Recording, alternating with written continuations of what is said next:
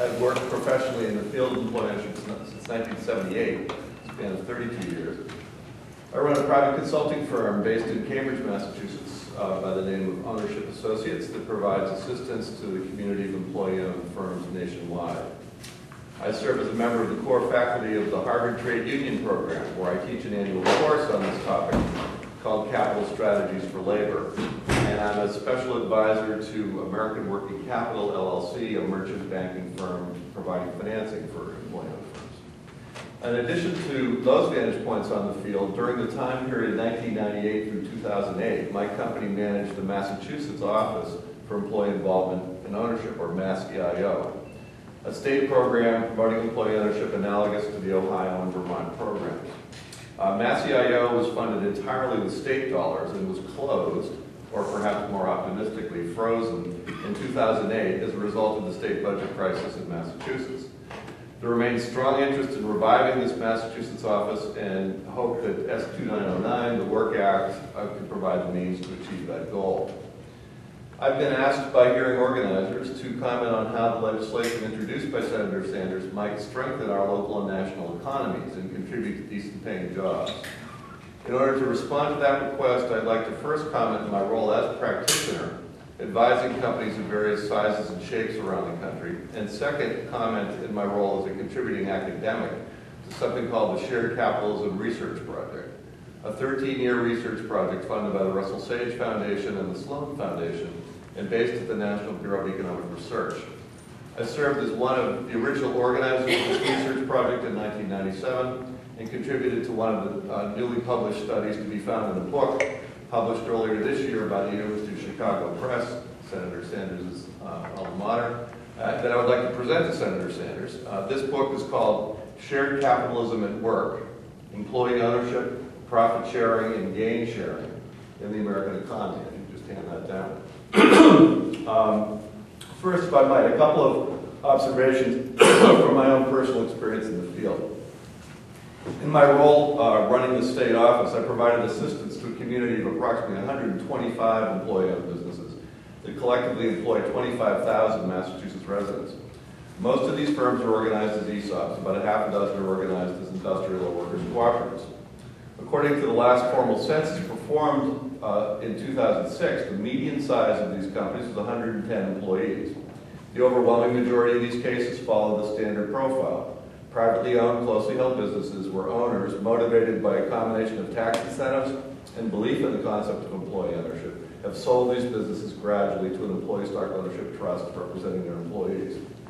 Three observations about these cases.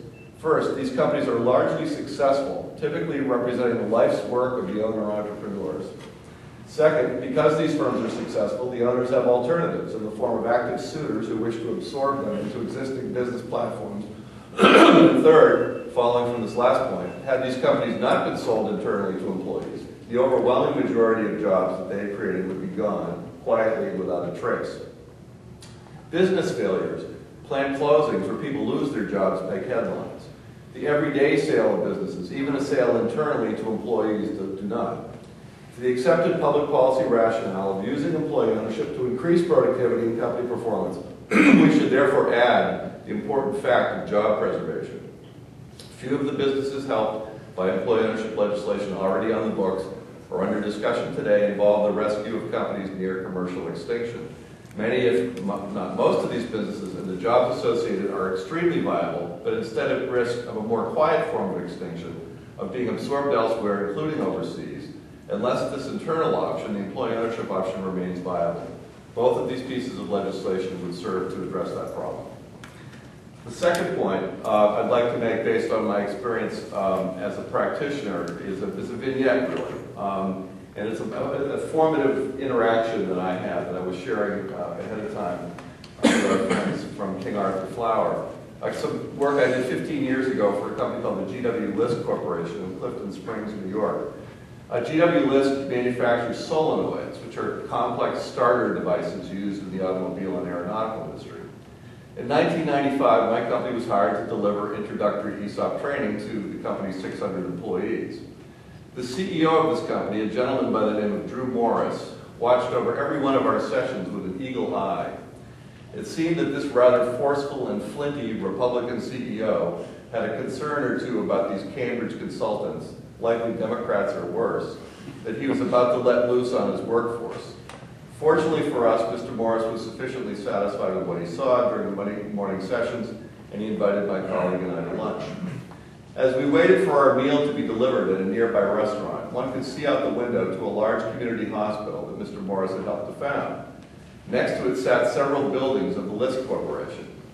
Slightly above our heads, in clear view to all, was a television screen, broadcasting non-stop business news with a Wall Street ticker crawl streaming across the bottom of the screen.